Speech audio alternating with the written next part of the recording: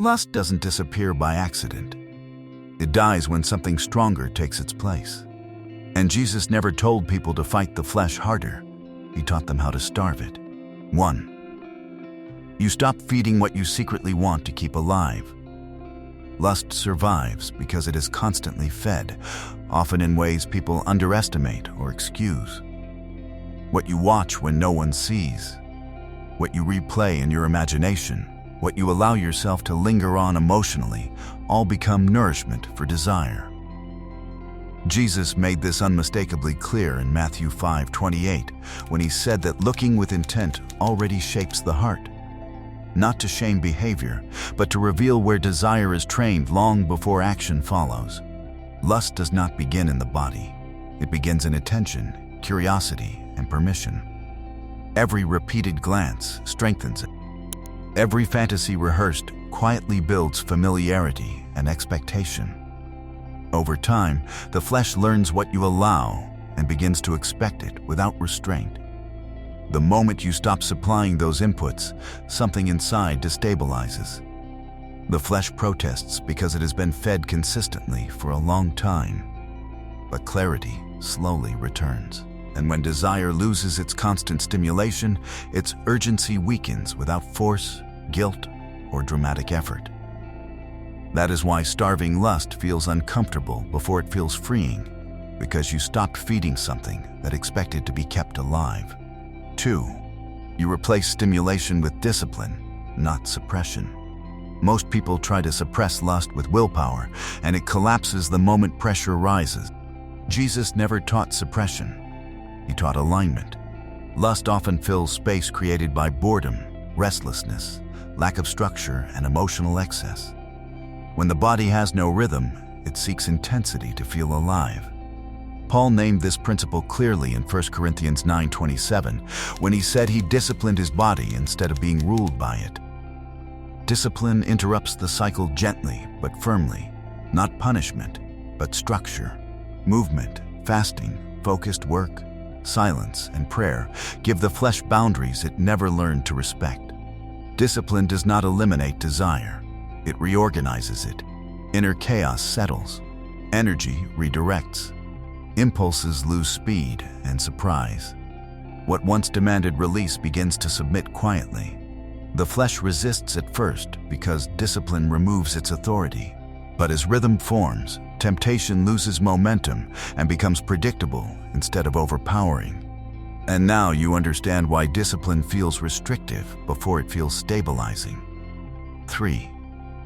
You stop isolating and bring light into the right places. Lust grows strongest in isolation, not because people are weak, but because secrecy multiplies power. Jesus never healed people by leaving them hidden. Light disrupts patterns the flesh depends on to survive. Scripture explains this pattern in John 3:20-21, where darkness resists exposure, but truth moves toward light. This does not mean public exposure or confession without wisdom. It means honest alignment with God and safe spiritual authority. When lust is named without shame, its grip loosens. Silence once felt like protection, but it was actually reinforcement. The Spirit does not shame exposure. He heals through it. When something can no longer hide, it loses leverage. And if lust weakens the moment it is spoken honestly before God, then secrecy was never helping you heal. It was quietly keeping you bound and repeating the cycle. 4. You retrain your mind before you try to control your body.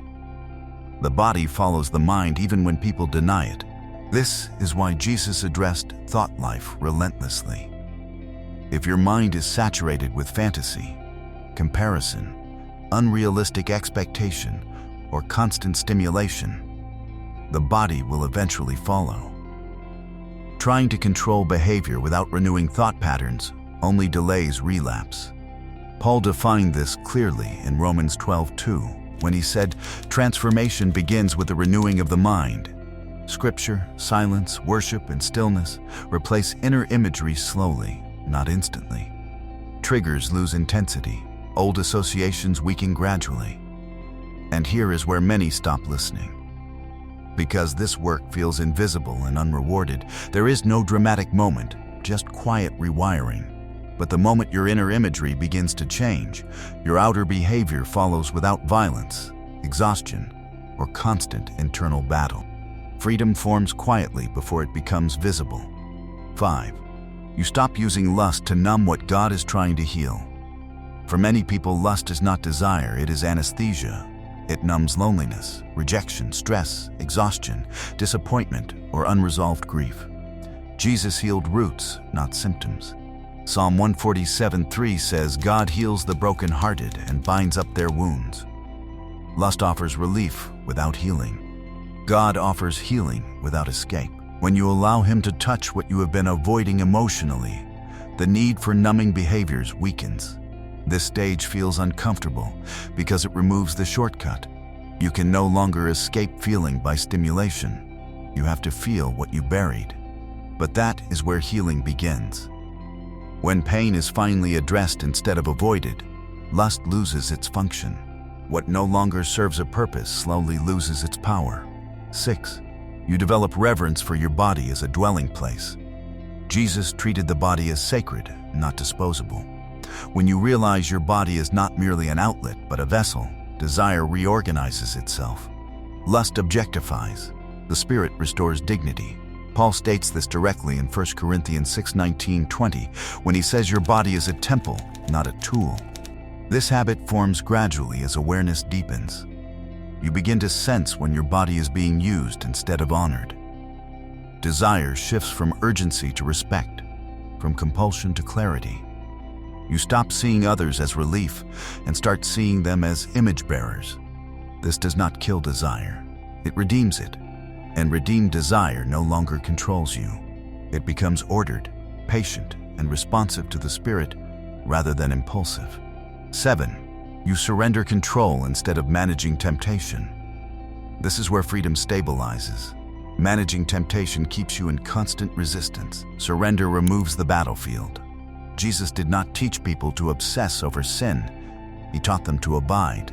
In John 15:4-5, Jesus said that fruit comes from remaining, not striving. When your life is oriented toward God, lust loses space to operate. Surrender is not passivity, it is alignment. You stop negotiating with urges and start yielding your inner life to the Spirit consistently. Over time, temptation stops announcing itself loudly. It passes without demand or negotiation. And one day you realize something quietly changed. The flesh no longer leads. The Spirit does, and what once ruled you no longer has authority. Because its source of power has been replaced and starved. Lust does not die because you fought harder. It dies because you fed something stronger.